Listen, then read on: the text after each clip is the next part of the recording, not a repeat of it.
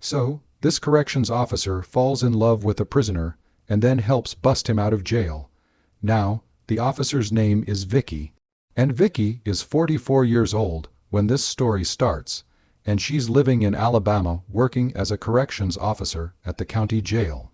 But one day in 2009, her life starts to fall apart because her fiancé tragically dies in a car accident. And Vicki is of course devastated because who wouldn't be? So to help her get through the loss, she starts working a lot more, like 50, 60 hours a week. This jail becomes her whole life, and over the next 11 years, she keeps working extra hard. She gets promoted. She wins Employee of the Year 4 different times, and she starts climbing the ranks until she becomes the assistant director of the jail. But unfortunately, all this work and all these promotions and stuff, they're great. But apparently Vicki is still feeling lonely after the loss of her husband, even after all these years. But then, in 2020, she finally meets someone who makes her feel better.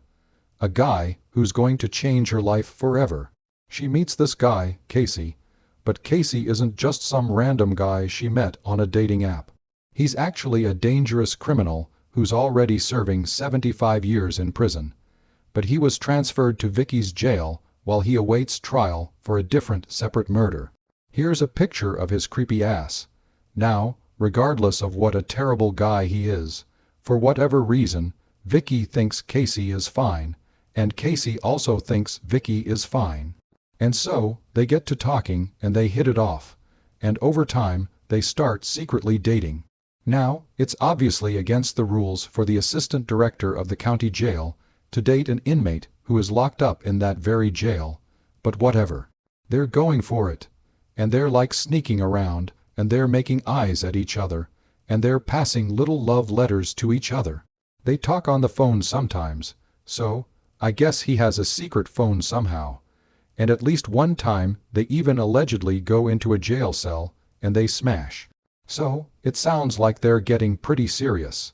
And this insanely risky relationship goes on for 2 years. So, now it's 2022 and they are still together. Secretly, of course. But then Vicki realizes that these limited periods of time that she's getting with Casey while he's in jail, it's just not enough for her. She wants more. She loves him. She loves him so much and wants him all to herself without constantly having to sneak around and keep everything low-key. So, she comes up with an insane plan to help Casey escape from the jail. After he escapes, she's going to sell her house and then take the money and retire from her job. And then, I guess she and Casey will run away together and live happily ever after somehow. And it sounds insane, but they're going to do it. And so, Vicki, she starts preparing. She puts her house up for sale. She empties out her bank accounts. She goes shopping and buys a bunch of clothes for Casey. She buys this car. And she buys some firearms too, because, you know, just in case they get into a shootout. She even goes into an adult store and buys some toys for you know, intimacy and stuff. Then, the day before the escape is about to go down, she announces to her co-workers that she's going to retire and that tomorrow will actually be her last day.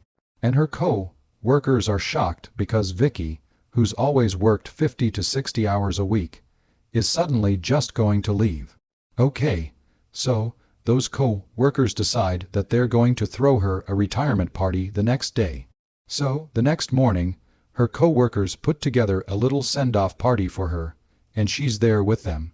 And at some point, Vicki tells one of her staff that she needs to take one of the inmates, Casey, out for a mental health evaluation, which would happen in court, which the court is in a different part of town. This is actually where they plan to make their escape. This is where it gets really dangerous for them. And so Vicki gets Casey out of his cell, and she escorts him out of the building like it's all routine business. This is actually security footage of her walking out with him.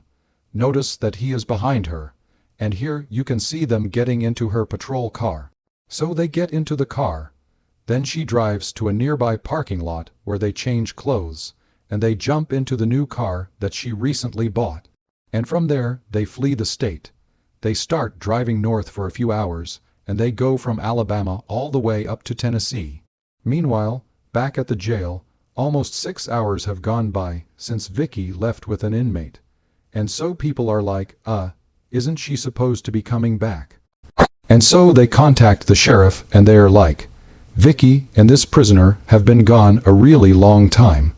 And so the sheriff looks at the security footage of them leaving the jail, and immediately he knows something is up, because notice in the footage how Casey walks behind Vicki.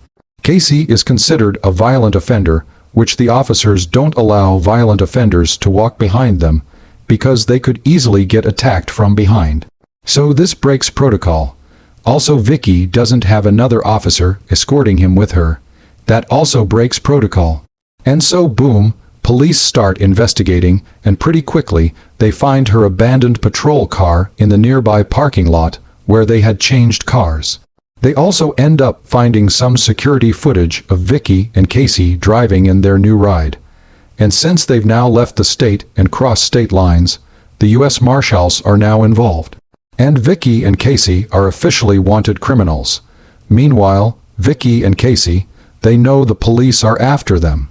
Like, it's been all over the news. And these two, they can't risk sticking with one car for too long.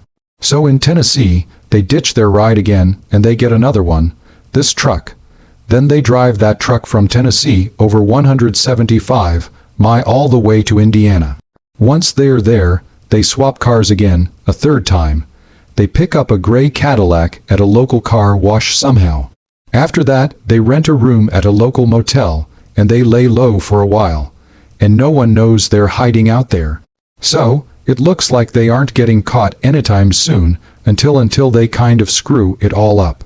When they switch cars back at that car wash, a security camera actually caught them driving off. And so, now the U.S. Marshals know that they're driving a gray Cadillac. So, that's what they're looking for. And it doesn't take long before they get a tip that the car has been spotted parked near a motel. So, after 11 days of Vicki and Casey being on the run, police finally know where they are. And I don't know if Vicki and Casey realize they're being watched by police, or if they just coincidentally decided to leave. But around this time, they get back into the car and they leave. And that is when police start following them. And so, they try and pull them over. But Vicki and Casey, they're like, fuck you. 'Cause they aren't about to give up.